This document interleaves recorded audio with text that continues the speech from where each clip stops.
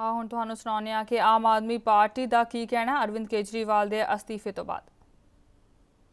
सवाल इस बात का है कि जिस तरीके से बीजेपी और कांग्रेस ने विधानसभा में एकजुटता दिखाई है और जिस तरीके से आम आदमी पार्टी की सरकार को डिस्टेबलाइज करने की कोशिश की है, बीजेपी और कांग्रेस की पूरी कोशिश ये है कि एक बार फिर से दिल्ली को जो है वो उसी तरीके की राजनीति तरफ ढकेला जाए जिसमें विधायकों की खरीद फरोख्त हो, जिसमें जोड़ तोड़ करके तिकड़मबाजी करके सरकार बनाई जाए।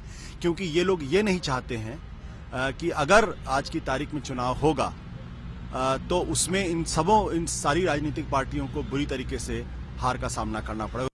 दिल्ली सरकार के जो ऐतिहासिक निर्णय हुआ है इस्तीफा देने का, ये जो ऐतिहासिक निर्णय हुआ है कि सरकार गद्दी से चिपकी नहीं रहेगी, अगर हम जिस वायदे को करके सत्ता में आए थे, अगर हम उसे पूरा करने में असमर्थ हैं, अगर हमें जन लोकपाल का बिल पास करने से रोका जाता है तो हम कुर्सी से चिपकेंगे नहीं। ये फैसला होने के बाद की जो राजनीतिक स्थिति है उसका मूल्यांकन करने के लिए और हमारे आगे की योजनाओं पर विचार करने के लिए आज की मीटिंग। ये अभी मैं बोला भी है कि यहाँ पे जो कल फैसला लिया है कैबिनेट ने, उससे ठीक पहले कैबिनेट एक मनी बिल पास करा के आई थी और ये बहुमत की सरकार की का फैसला था। तो बहुमत की सरकार का फैसला तो उनको मानना पड़ेगा। बहुमत की सरकार ने फैसला किया कि कैबिनेट डिसॉल्व ये विधानसभा भंग की जाए, तो विधानसभा भंग करने का फैसला तो उनको मानना होगा।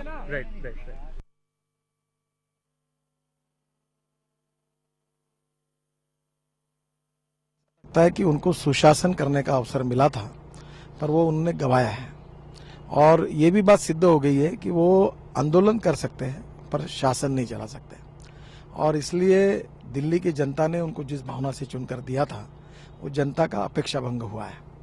जहां तक भारतीय जनता पार्टी की बात है, हम लोग लोकपाल बिल के विरोध में नहीं थे, पर जिसकी शपथ लेकर केजरीवाल जी मुख्यमंत्री बने थे कि हम संविधान का पालन करूंगा, तो संविधान के नियमों का तो पालन करके तो बिल लाना चाहिए। जब गवर्नर ने उनको कहा फिर भी मैं लाऊंगा और संविधान के विरोध में निर्णय करूंगा, ऐसा तो नहीं हो सकता। सरकार किसी की भी हो, गवर्नर गवर्नर है और एलजी एलजी है और उसके नियमों का पालन करना चाहिए। और ऐसी स्थिति में आज निश्चित रूप से हम ये नहीं चाहते कि हम सत्ता में जाएं, क्योंकि नंबर हमारे फेवर में नहीं है। हम निश्चित रूप से जनता में काम करेंगे और जो भी स्थिति आएगी उसमें आगे चलकर हमारे पार्टी का विस्तार करने की कोशिश करेंगे। पर एक बात अच्छी हुई कि इस बहाने ये जो खोखलापन था केजरीवाल जी का और उनके पार्टी का, वो दिल्ली के जनता के सामने आया और जनता को सच समझ गया है। ये एक अच्छी उपलब्धि हुई है। कहा जा रहा है कि एलजी बीजेपी को सरकार बनाने के लिए निमंत्रित कर सकते हैं। ऐसे में खबरां दी दुनिया विच आओ, साडे नाल कदे भी ते कितों भी जुड़ो। आपां मिलांगे फेसबुक ते, ਅਸੀਂ दिखांगे यूट्यूब ते, सानू फॉलो करो ट्विटर ते। खबरां नाल जुड़े रहो दिन रात।